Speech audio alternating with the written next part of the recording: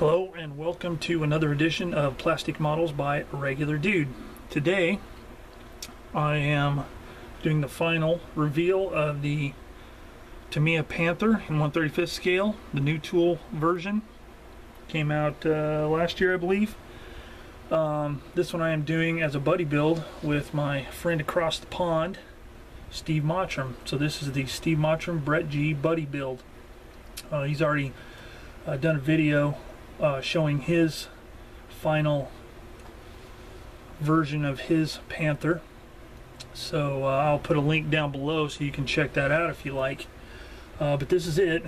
It's the new tool, a relatively new tool, Tamiya Panther in 1/35 scale, the AUSF D version.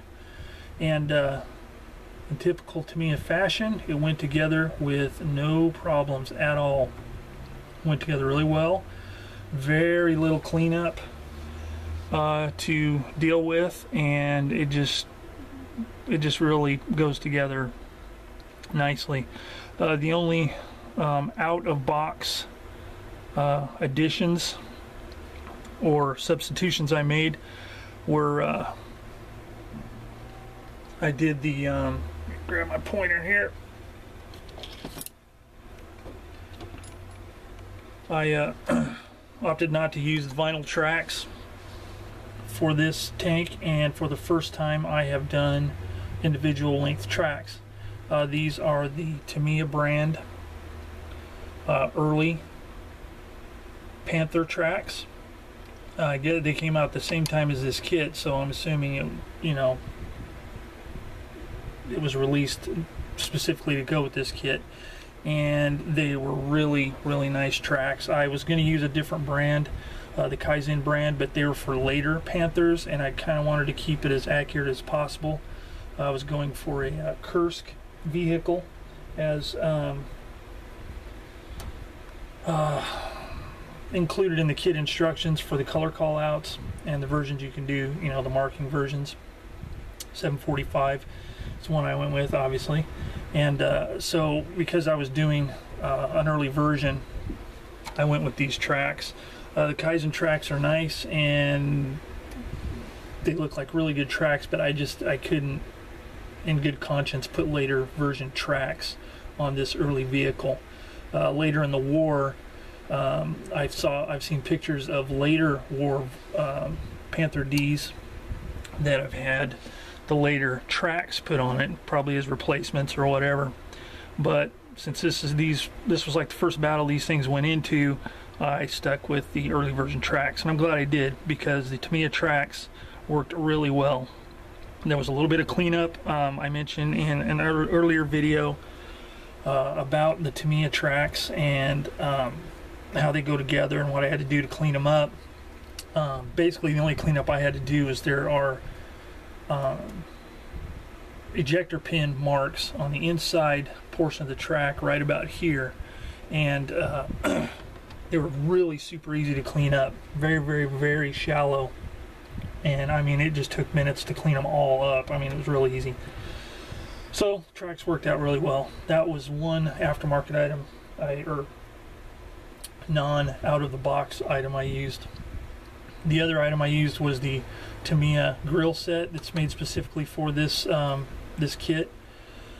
Why they're not packaged in, well, I know why. It's all about profit, but it just seems like something that should be with the tank should be in the box, but it wasn't, and they're only about $5 for the set. And you get 6 grills, plus there is also on the fret a very finely crafted, etched machine gun sight, like an anti-aircraft sight for a machine gun. So anyway, I used that. That was really nice. Went together or cleaned up really nice. Fit perfectly. Obviously because it's made for this kit. The only other item that I used that didn't come in the box was the barrel. Now the plastic barrel that comes with the kit is a slide molded barrel. So it's really straight, really nice, very faint parting line along the edge. I mean, I cleaned it up just to do it, and I mean, it was just, I barely had to touch it and it cleaned up nicely. So the barrel is nice. The muzzle, not quite as nice as an aftermarket. And so I went with the aftermarket barrel. And part of the reason I went with the aftermarket barrel was, in a hugely awesome, nice gesture, once Steve and I decided to do this group build, or this buddy build together, he took it upon himself to order me a book. It's the Osprey Modeling the Panther Tank book, which I show in an earlier video, and the Aber Panther barrel. And you know, it just, out of the kindness of his heart, to sound a little hokey, he bought those items and mailed them to me here in the States. And you know, I mean, I don't know, just goes to show there's some awesome people in the world that, you know, think of others, and he's one of those people. He's really, really nice guy. So anyway, he sent me this barrel, and it was really nice. The only thing I had to do to make it fit was I did bore out the mantlet right here where the barrel goes in. I bored it out just slightly so it would slide in there, and it was a really nice snug fit. And I mean, it fit perfectly. And the muzzle is just, compared to the kit muzzle, the kit muzzle's good, but compared to the kit muzzle, this one right here, this brass one, is just outstanding. The detail is just super fine. But other than that, it was a whole out of the box kit. The only modifications I made to the kit were on the exhaust, I drilled out the exhaust openings a little bit just to make them a little thinner along the edge, to, you know, look a little bit more to scale. Wasn't bad to begin with, but they were kind of thick, so I bored them out just a little bit. They're still kind of thick compared to the real deal, I guess, but it looks better than it did. Also, the only other thing I did was I drilled out the holes on the spare track links. Or I drilled out holes on the spare track links where the pin would go through, because they were just molded solid, and you know, it just adds a little bit. But that's basically it. This is it.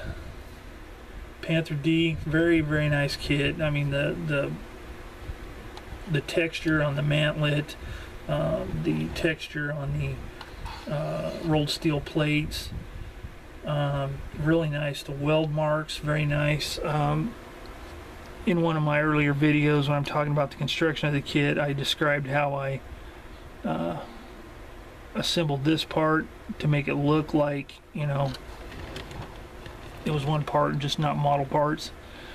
Filled seam there, so it looks like actual interlinking plates, front and side. I went with 745. According to the Tamiya instructions, the color call out is the dark yellow, Dunkelgelb, and olive green, and the red brown.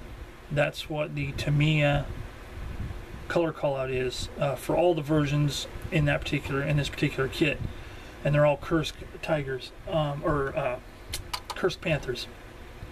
But in doing a little bit of research and looking online just to try and find some better pictures, all of the references I saw for at least for vehicle 745 was a two-tone camouflage, which was the yellow and the green. So because there was more evidence via other sources online, I decided to use the two color scheme as opposed to the three color scheme like the Tamiya color callouts called for. So it is two-tone, yellow and green. The paint I used was Model Master acrylic, which really good paint. I normally use Vallejo paints, and I like them. I like them a lot, especially since I've learned how to use them, and more importantly, learned how to mix them up. But these worked really nice right out of the bottle. I just take it right from the bottle into the color cup, and I can spray it. I can do the camouflage, I can do the base coat, whatever. Use some Vallejo products on here. Got a few new things. I got the brown it's a brown wash, which is for light vehicles. I use that on this tank for the first time. Usually it's a black wash that I use, or I make washes out of other things. And the Vallejo wash is really nice. The only thing is that I had to do differently is I actually had to thin it down. It's pretty thick, and maybe I'm using it wrong, but it was just too thick. So I thinned it 50%. I used equal parts of the Vallejo thinner and the Vallejo wash, and it worked out really nice. So I used for the wash, and then I used some of the other Vallejo products to make the mud for the tracks, and you know, mud on the wheels, light dusting. I almost blew it with this kit. I had it all done. I was getting ready to, the last thing I was going to do was put a coat of dust on the vehicle. Normally I use the Vallejo Buff, thinned way down, and I accidentally used Vallejo Pale Sand, which is really yellowish white.